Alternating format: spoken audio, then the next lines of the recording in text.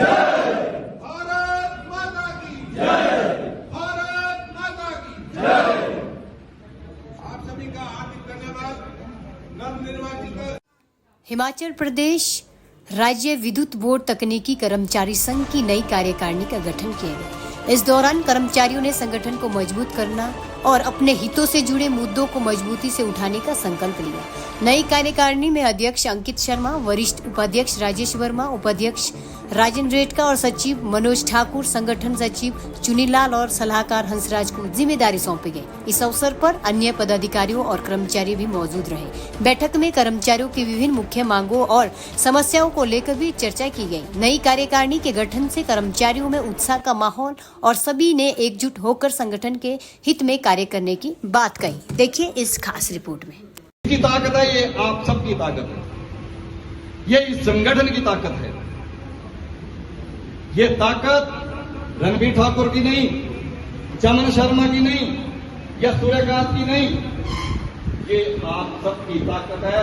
जब आप हमारे पीछे खड़े हैं तब हम सीना ठोक कर बोर्ड प्रबंधक के आगे खड़े होते हैं कि हमारे कर्मचारी इस तरह की मांग कर रहे हैं और ये मांग पूरी होनी चाहिए। बहुत सारे विषय आपके समक्ष आए।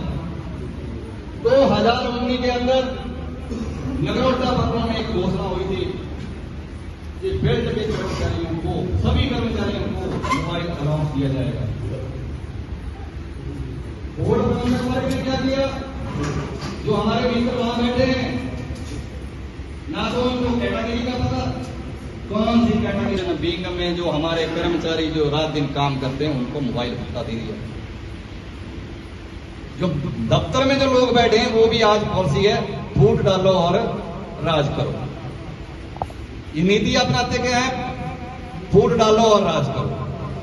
आपने फील्ड के कर्मचारियों को तो मोबाइल भत्ता प्रदान कर दिया, परंतु हमारा पूरा का पूरा जनरेशन बीइंग, पूरा का पूरा हमारा सब स्टेशन का स्टाफ जो इस मांग से वंचित रह गया।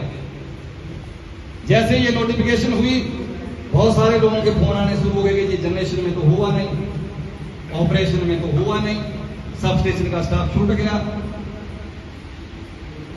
हमने बोला कोई बात नहीं, इस मांग को हमने कंटिन्यू आगे रखा और हमने आज वर्तमान कार्यकारिणी के वालों ने इस नोटिफिकेशन को जारी किया जिसमें आपका जनरेशन बीइंग और जो हमारा सब स्टेशन स्टाफ छूटा हुआ था, आज उनको मोबाइल भत्ता प्रदान किया इस संगठन ने। हमारे बीच में एमएनटी और पीएनटी कोई डिवाइडेशन नहीं था, सिर्फ एमएनटी ही होता था, उसी के अंदर प्रोडक्शन टीम भी होती थी, उसी के अंदर मीटिंग एंड टेस्टिंग टीम भी होती थी। परंतु प्रबंधक वर्ग ने क्या किया? उसी बींग के दो भाग कर दिए, एमएनटी अलग कर दिया, पीएनटी अलग कर दिया। वहां पर एमएनटी लाइन के ऊपर काम करता है, पोल के ऊपर काम करता है, टावर के ऊपर काम करता है। हमने प्रस्ताव पारित किया कि हमें सैलरी अकाउंट में टर्म इंश्योरेंस का लाभ मिलना चाहिए।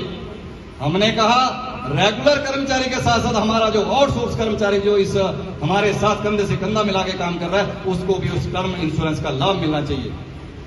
हमने प्रयास किया, हमने गवर्नमेंट में पुलिस डिपार्टमेंट का जो एक एग्रीमेंट एसबीआई बैंक के साथ हुआ था उसका एग्रीमेंट लेकर हमने प्रस्ताव माननीय मुख्यमंत्री जी को और बोर्ड प्रबंधक को वर्ग को सौंपा दिसंबर 25 में। उसी के अनुरूप आज बोर्ड प्रबंधक वर्ग ने उस चीज को समझा, हमारी बात को लॉजिकली माननीय चेयरमैन ने समझा और आज 8 बैंकों के साथ एमओयू लागू किया और हम सबको आज सैलरी अकाउंट के ऊपर टर्म इंश्योरेंस का लाभ मिल रहा है।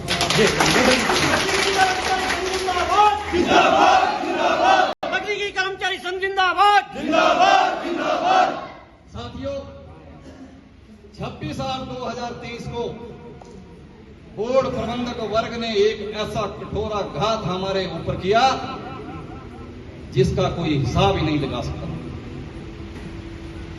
बिना हमारे जो दफ्तर में बैठे लोग, मिडिल मैनेजमेंट ने बिना कोई संख्या बल जाने किसी सर्कल की संख्या नहीं ली, किसी डिवीजन की संख्या नहीं ली और 5 कैटेगरियों के ऊपर कठोराघात किया जिसमें नॉन आईटीआई और आईटीआई के बीच में एक डिफरेंस पैदा कर दिया।